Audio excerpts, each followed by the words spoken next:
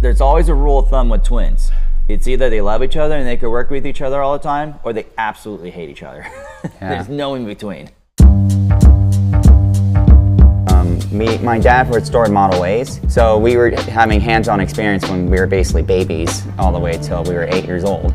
When we went to the NASCAR track with my father, that's what really started getting us into motorsports and moving towards that direction. So basically what got us interested in UTI, my teacher, Mr. Anderson, actually brought down a UTI representative and did an orientation in our auto shop class. It was like a no-brainer. It was like, dude, I'm going. Like, this is what I want to do for the rest of my life, so I'm just going to jump on this. We did the base program, and then I did a smog check as well. And then I returned to UTI in 2015 to take the Mercedes-Benz course. And then I also took Ford Fact, and I graduated that in 2011 and just been working in the field since. We started working at a few general repair shops, just learning how everybody works from corporate to independent. Then we got into bracket racing, drag racing with Schweitzer Performance. Yeah, then after that is, we opened up our own deal. When we opened our business, we focused on Mustangs, just making them faster, making it more enjoyable.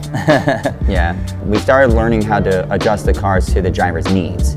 Mr. Krenzik was actually the instructor that taught us a lot about handling and stuff on their Xbox at Forza and how it affects the car.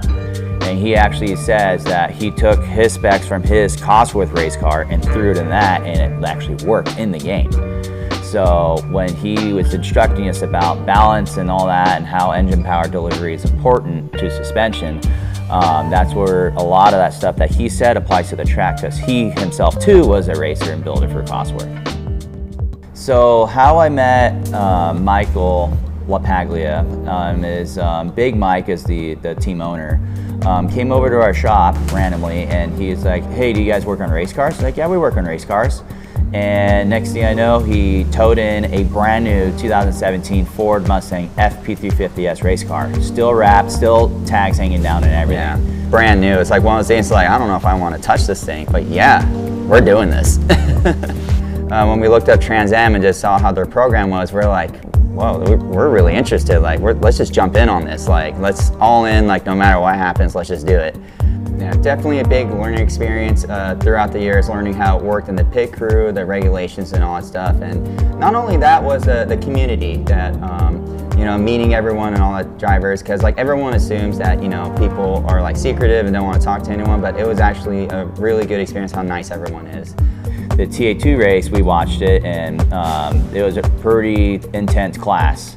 And then next thing you know, Agent Lukowski comes into the pit, gets out of the car, and he was like, not a scratch. And I'm like, what does that mean? What happened? Then we had no idea, but that's when we found out that Michael LaPaglia bought that car, and we were getting into TA2. It was definitely a big learning curve, but it was a very exciting experience, like just getting into it. All of my instructors from UTI in my head telling me things that I remember in class, like it really came into play. And it was definitely like a thrilling experience, especially when you look at the car that you worked on, go out there and race and just do good competitive, like there's nothing more heartwarming than that. Our main prep for the car, we get it set up here at the shop, and then we take the technical bulletins that the manufacturer sends us, and we just set it all up right here.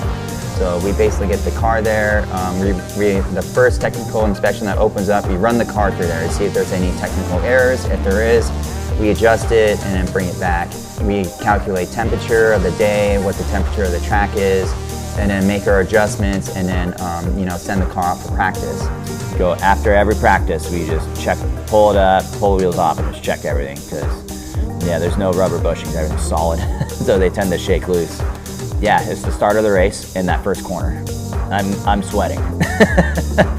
Yeah, because you just don't know what's going to happen. So many misses, or they don't want to give up a line, or so many brakes fails, like something, like you just don't know. But other than that, I know Michael can drive, so like as soon as everything clears up, he just gets to work and I'm fine. Yeah, my palms get sweaty sometimes, so there are times where I'm literally wiping my hands on my pants because anything can happen at any time, and you just sit there and you're like, okay, like everything's going perfect, like let's keep it that way. But you still have that feeling in the back of your head, that anything can happen. The best advice that I have for students that are looking into the path of running their business and getting into motorsports and stuff like that is just learn to be very patient, and when things go wrong, it's okay. There's still another day to fix it. The only thing you can do is fix it, and there's always something new to learn. And always be honest. Being honest, it gets you very far, and you tend to meet a lot more new people. Yeah, and then just, listening to what other people have to say, what they learn from their experience, especially at the racetrack, like you actually can apply it to what you currently can do. So. I'm Richard Papini. I'm Robert Papini. And we're graduates of Universal Technical Institute of 2011.